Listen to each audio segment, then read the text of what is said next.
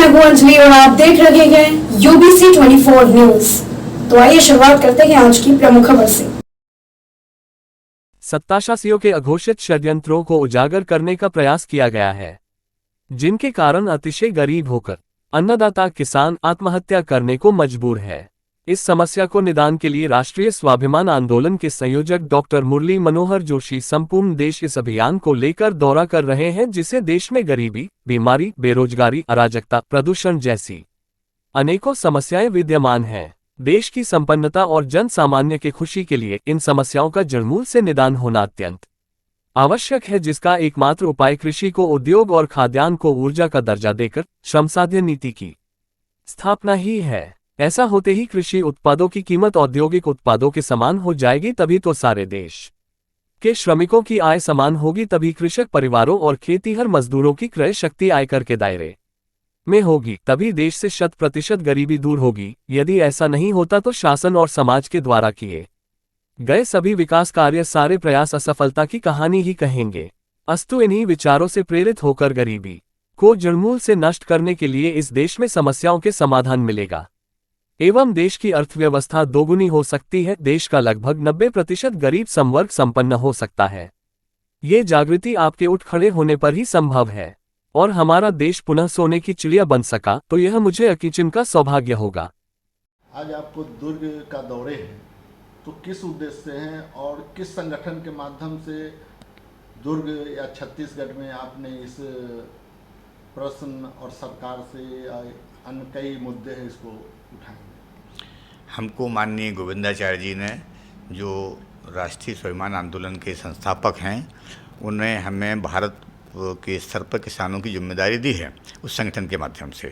तो मैं उनको सबसे पहले नमन करता हूं और उनके माध्यम से जो कार्यक्रम है, और मैं चाहता हूं पूरे देश में, विशेष करके उत्तर भारत में इस बार इसको हम शीघ्रता से करें और किसानों के घर घर जाएं, उनको बताएं कि आप ही अन्नदाता हैं, आपके कारण जीवन है और आपका जीवन नहीं, काम श्रम नहीं रहेगा, जीवन नहीं रहेगा। तो इसके जब हम किसानों को जागृत करेंगे तो निश्चित रूप से सफलता मिलेगी। और राष्ट्रीय स्वाभिमान आंदोलन का मतलब ये है, स्वाभिमान का मतलब हमारा अपना स्वाभिमान, और किसान को 2 रुपये किलो अनाज यदि वो खरीदने को मजबूर हो रहा है खुद के उत्पादन के लिए, तो इससे बड़ी शर्म की बात क्या हो सकती है। तो वो किसान अपने उत्पादन को 2 रुपये किलो में न खरीदे, वो इतना संपन्न हो जाए। आज मैं एक बात और कहना चाहता हूँ कि धान पैदा करने में 44 रुपये का पानी लगता है और उसकी कीमत है 22 रुपया। अच्छी क्वालिटी धान की 25 रुपया, 30 रुपया, इससे ज़्यादा नहीं बिकता है। तो 44 रुपये का केवल पानी, अन्न श्रम छोड़ दीजिए, और उसके बाद वो 22 में बेचेगा, तो कभी संपन्न नहीं हो सकता। कितनी भी योजना चला ली जाए, हमें भिखारी ही बनाया जा रहा है। मेरा शासन से निवेदन है कि हमें भिखारी न बनाया जाए, हमको ऋणदाता बनाया जाए, हमको टैक्स पेयर बनाया जाए। हम चाहते हैं कि हम टैक्स दें, हम ऋणदाता न बने, हम टैक्स पेयर बने, और आप हमें हमारी लागत मूल्य उसी अनुपात में, उन्हीं मानकों के आधार पर दीजिए जिन मानकों के आधार पर उद्योग जगत की चीज़ों की कीमत मिलती है। तो ये निश्चित हो जाएगी तो हमारा किसान, पूरा देश संपन्न हो जाएगा। हाँ, मैंने इसकी किसानों की लड़ाई लड़ने के लिए 2006 से अन्नदाता किसान संगठन बनाया, और अन्नदाता किसान संगठन के माध्यम से जबलपुर हाई कोर्ट में 2008 में हमने एक केस लड़ा, जिसमें समर्थन मूल्य 2009 में समर्थन मूल्य बढ़ाया गया। सभी जितने भी समर्थन मूल्य से संबंधित अनाज हैं, और 620 का धान का समर्थन मूल्य 825 हुआ था।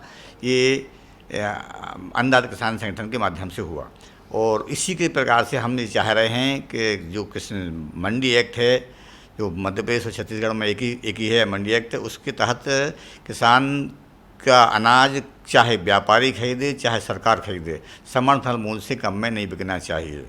तो इस उद्देश्य को लेकर के हम लड़ाई लड़ रहे हैं, और ये लड़ाई किसानों को संपन्नता लाने के लिए उद्देश्य है। और किसान यदि संपन्न हो जाएगा तो देश संपन्न हो जाएगा, क्योंकि देश का किसान और खेतीहर मजदूर कुल जनसंख्या का 60% है। आप कितनी भी संपन्नता लाएं अन्य क्षेत्रों में, यदि किसान और खेतीहर मजदूर संपन्न नहीं होगा तो देश संपन्न कैसे हो जाएगा।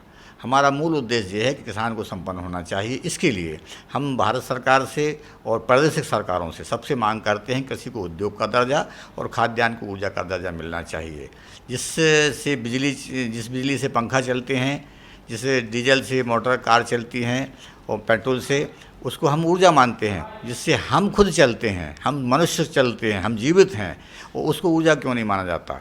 उसको ऊर्जा का दर्जा मिलना चाहिए। जिन मानकों के आधार पर उद्योग जगत की वस्तुओं की कीमत निर्धारित होती है, उन्हीं मानकों के आधार पर अनाज की कीमत निर्धारित होना चाहिए। मैं विश्वास दिलाता हूँ, यदि शासन हमारी ये बात मान लेती है। कुछ और भी सुझाव हैं जो माने छोटी सी उसमें नहीं बता सकते। यदि सरकार हमारी बात मान लेती है तो 2 साल के अंदर भारतवर्ष से गरीबी नाम की समस्या समाप्त हो जाएगी। इससे बड़ी बात मैं और नहीं कह सकता।